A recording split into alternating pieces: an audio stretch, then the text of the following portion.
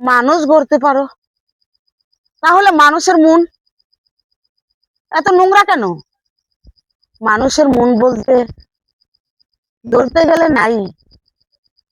আজ তাহলে একজনের কষ্ট দুঃখে মানুষ হাসি ঠাট্টা করে।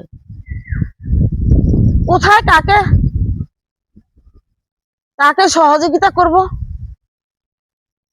তার মধ্যে তার কষ্ট দেখে তার হাসি পায়। এই এত সুন্দর করে মানুষকে তৈরি করলো আল্লাহ পাক, সেই মানুষের মন কেন এত নোংরা? কেন এত নোংরা? আমি বলি, সুন্দর পৃথিবী, সুন্দর মানুষ, শ্রেষ্ঠ মানুষ তো আল্লাহ পাকই তৈরি করছে। তাহলে কেন এত ভেদাভেদ দিচ্ছে?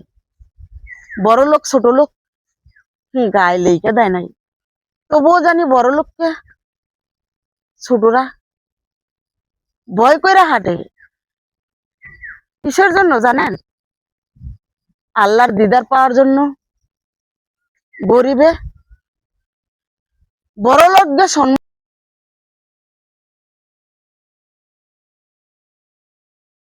হারতো না, প্রতিবাদ আমিও করতে জানি, কিন্তু বড় লোকের সম্মান করি কিসের জন্য জানেন?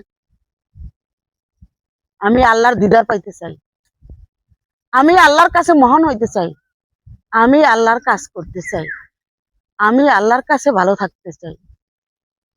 আর ওরা তো টাকার গর্বে গরিবরে পাড়াইয়া চলে। ওরা কেনে কেনে সুম বলে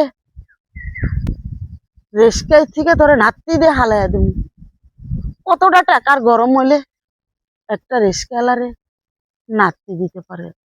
আর ওই একটা রিস্কাওয়ালা বলে, হুজুর হুজুর আমার ভুল হয়ে গেছে, আমাকে মাফ করে দাও। আমার আল্লাহ পাকও কথাটা শুনে মাফ করে দেয়, মাফ করে দেয়।